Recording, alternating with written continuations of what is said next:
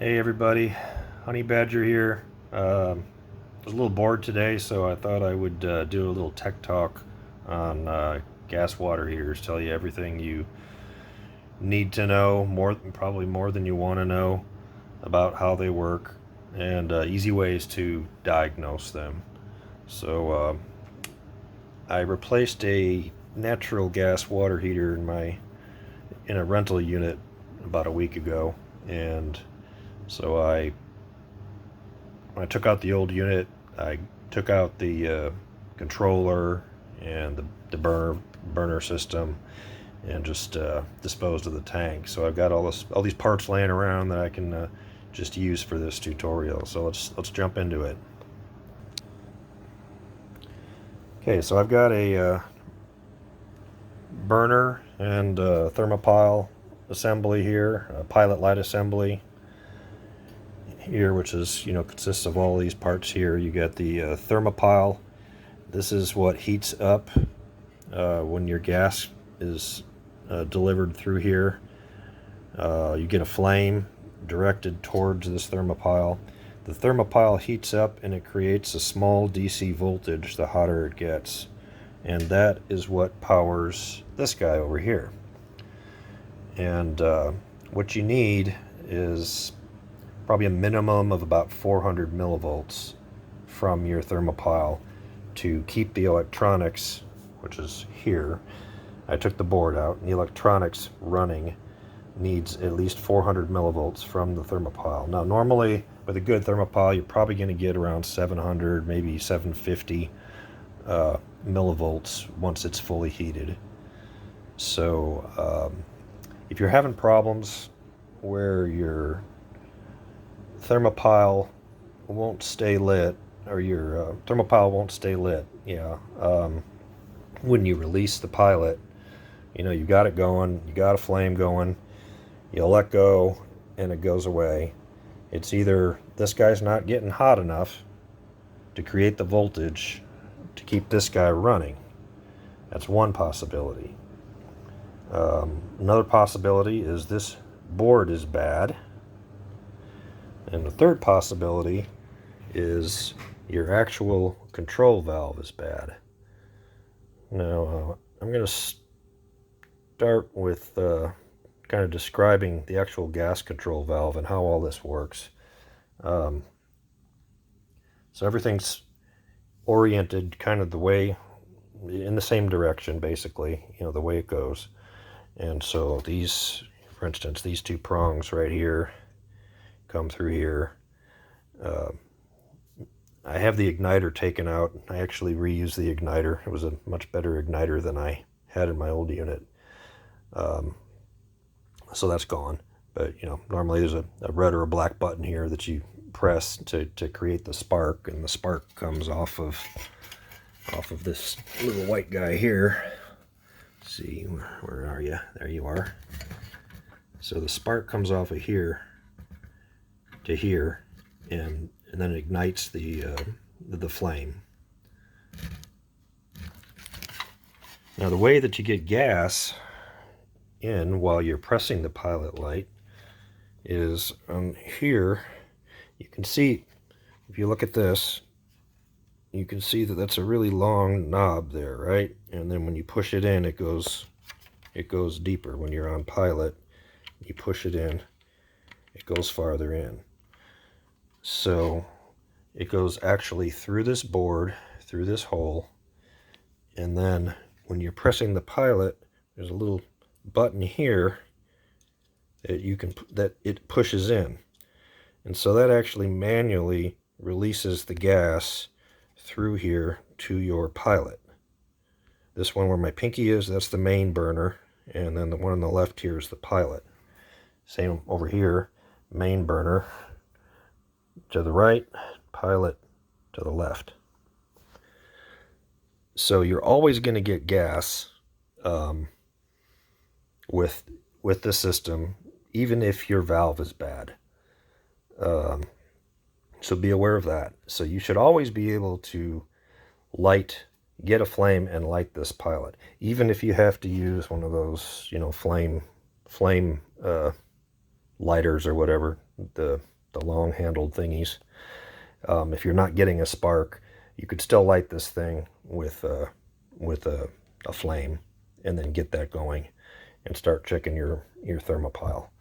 So really all you need to do a complete diagnostic is a multimeter. I mean, they're pretty cheap, 35 bucks, 30 bucks. And you're going to do all the diagnostics, you're going to use either the DC voltage setting or the ohm setting. Now, the first thing you probably want to do, you want to know that this board is getting enough voltage.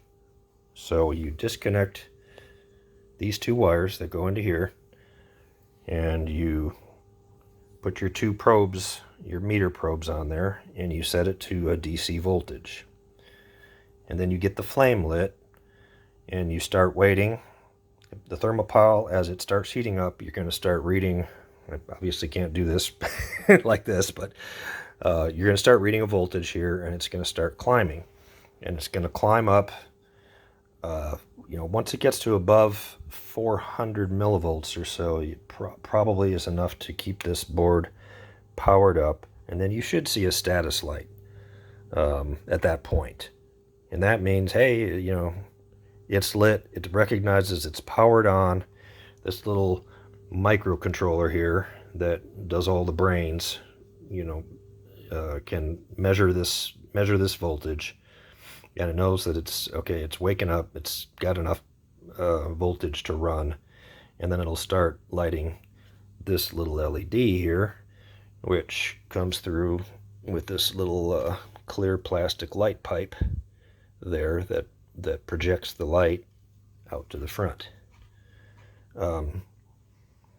If you don't get a status light, your board is either not getting 700 millivolts or you've got a bad board.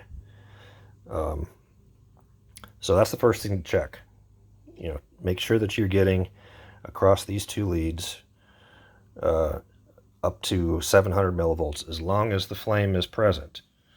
And then, once the flame is taken away, if you release the pilot and it's not engaging, that's going to turn off. And then the voltage is going to start going back down. So that's the first check. Now, if you've got 700 millivolts at full heating and your light is blinking, I had this happen on my unit. The light was blinking, and but as soon as I released the pilot, the blinking just kind of faded out. And I've been getting gas control. Let's see, what error is that? Number 4? No, number 7. I was getting number 7, gas control or valve failure, lots of times on my unit as it was getting older. So, but if the light goes out completely, that means you've lost power. So either this guy is, it's probably fried if this guy is giving you 700 millivolts. But if the pilot can also go out because maybe your actual gas solenoid valve is shot. So that's another easy test. You're going to have to take the cover off.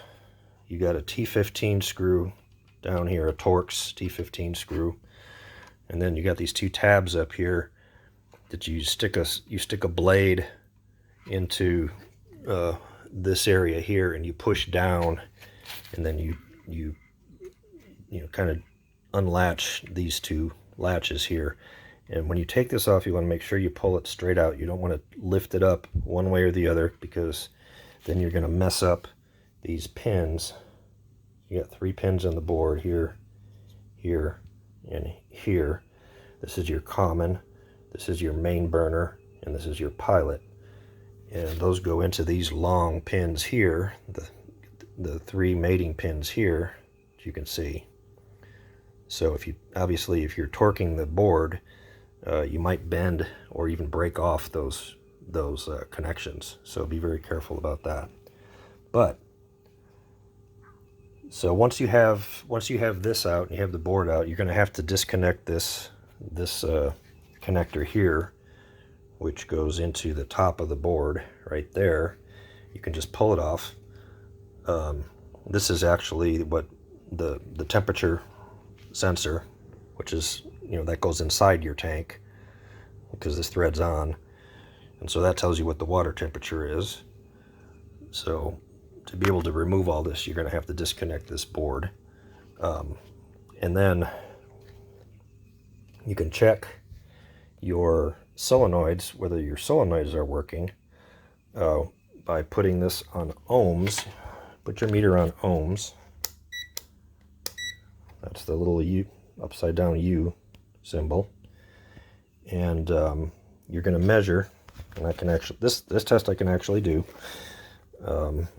If I can, I don't really have enough hands, but we'll give it a shot. So you measure across from the common to each valve. So right now it says it's an open circuit. Now I'm going to go across from the common to the pilot valve right there. There we go. Okay, I have a good connection here, common to pilot valve. It's still open circuit. So the pilot valve is bad. You should read between 11 and 13 ohms across here, across each of these valves. Some of the YouTubers say, hey, use a 9-volt battery and actually actuate the valve. You don't need to do that. You've already got an ohm meter. All you have to do is check it just like this. And if you're not within 11 to 13 ohms, this gas control valve is bad, and you're just going to have to buy a whole new system, a whole new controller. So now let's check and that was what was wrong with this unit. That was why we bought a new heater, because it was already pretty old. So now let's go across the main. Now we're going across the main, and we're getting 12.2, 12.1 ohms. Okay, so that one's good. That's a good valve on the main burner, bad valve on the pilot. So, this thing is basically trash because there's really no way to repair it.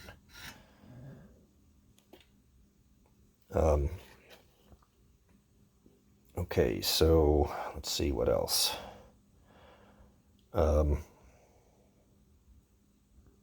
Thermopile's good.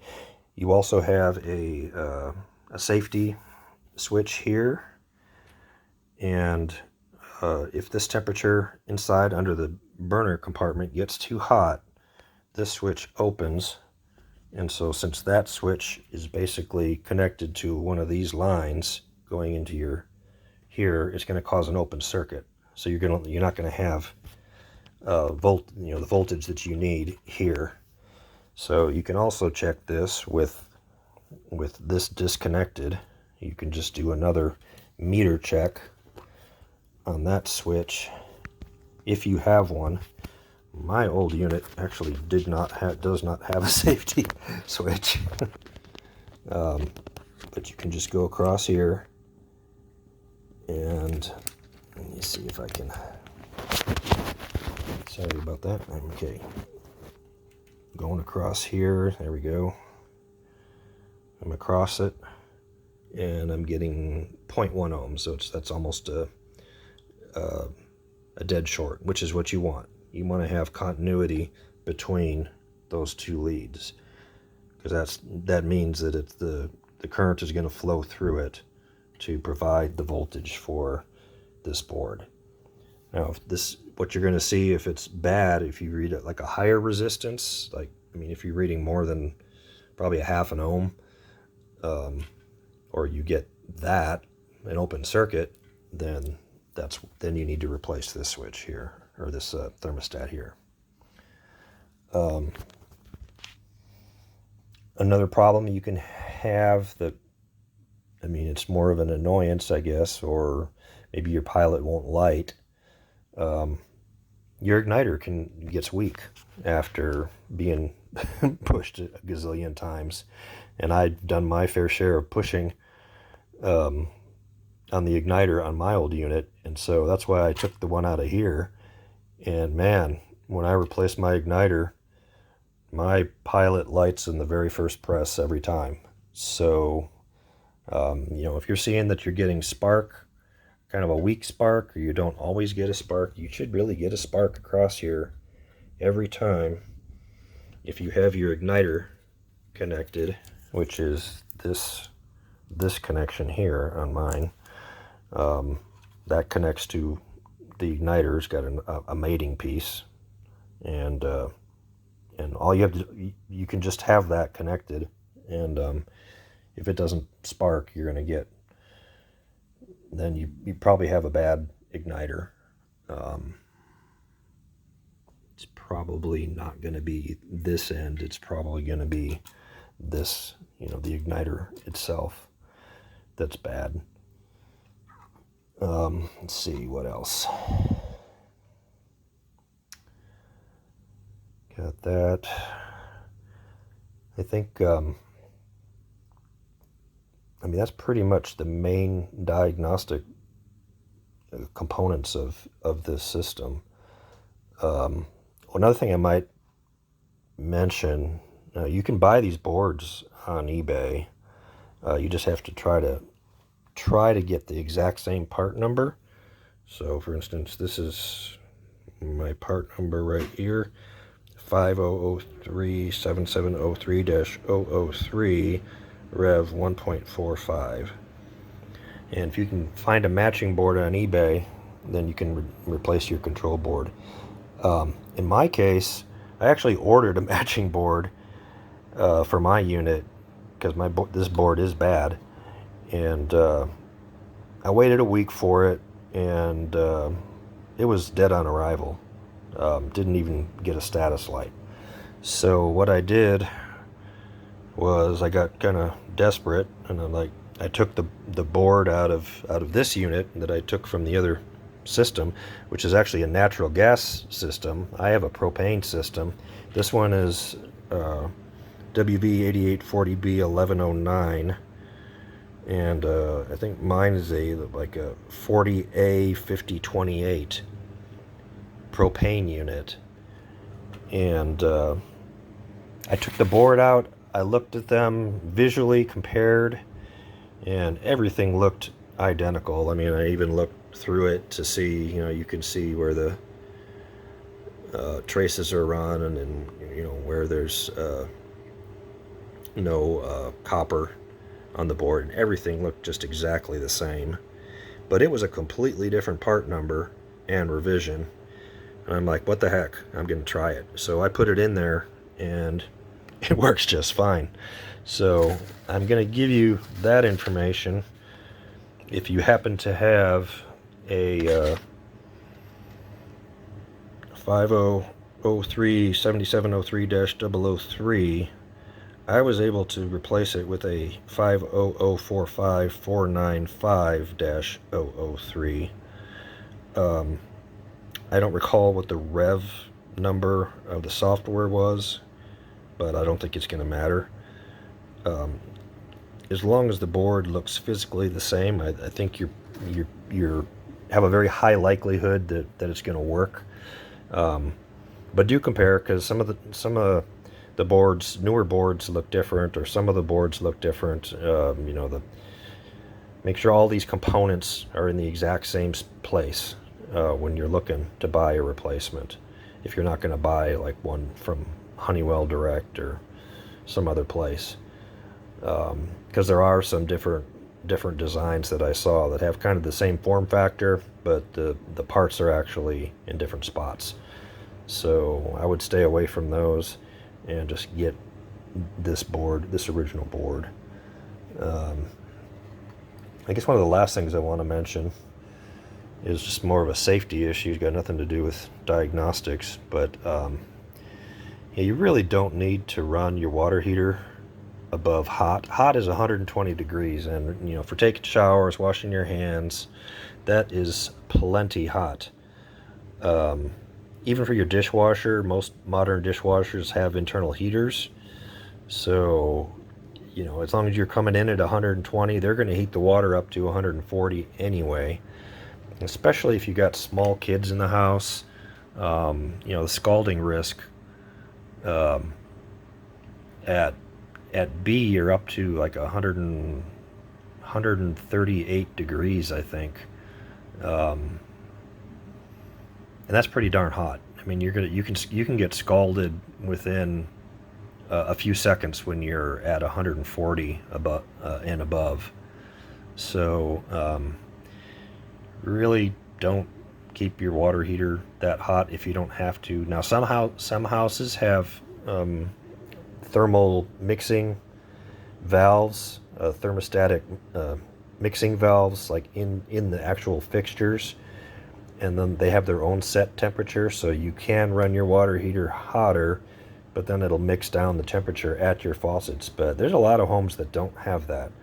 So unless you're absolutely sure that you have those protections, you know, don't don't set this up high and, you know, just assume everything's okay.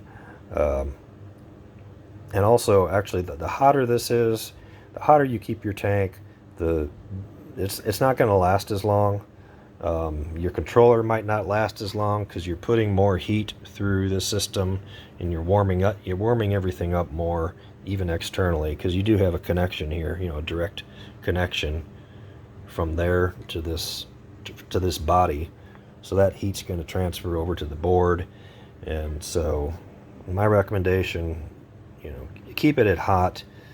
Definitely A would be the highest that I would go on a water heater. So I think that's everything I wanted to talk about. So I hope it's helpful. Have a good day.